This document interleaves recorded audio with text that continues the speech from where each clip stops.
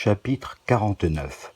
De quelques considérations qui peuvent porter les pécheurs à recourir avec confiance à la Sainte Vierge.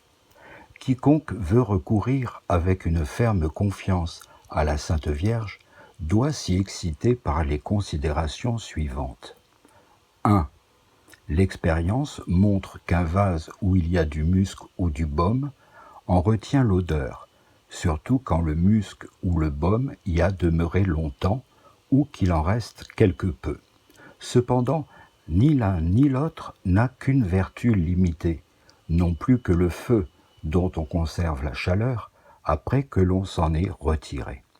Cela étant, que dirons-nous de la charité et de la miséricorde de cette Vierge qui a porté 9 mois durant dans ses entrailles et qui porte encore dans son cœur le Fils unique de Dieu, le divin humain, la charité incréée, dont la vertu n'a point de borne.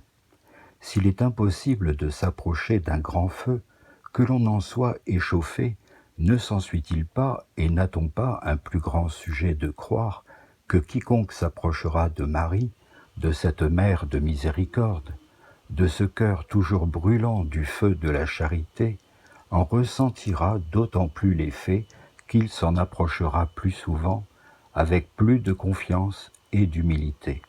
2. Jamais pure créature n'a eu autant d'amour pour Jésus-Christ, ni tant de soumission à ses volontés que sa bienheureuse mère. Si donc ce divin Sauveur, qui s'est sacrifié pour des misérables pécheurs comme nous, si ce Sauveur, dis-je, nous a donné sa propre mère pour être notre mère commune, notre avocate, notre médiatrice auprès de lui, comment pourrait-elle ne pas entrer dans ses sentiments et négliger de nous secourir? Ne craignons point d'implorer sa miséricorde, recourons à elle avec confiance dans toutes nos nécessités, parce qu'elle est une source inépuisable de grâce et qu'elle a coutume de mesurer ses bienfaits à notre confiance.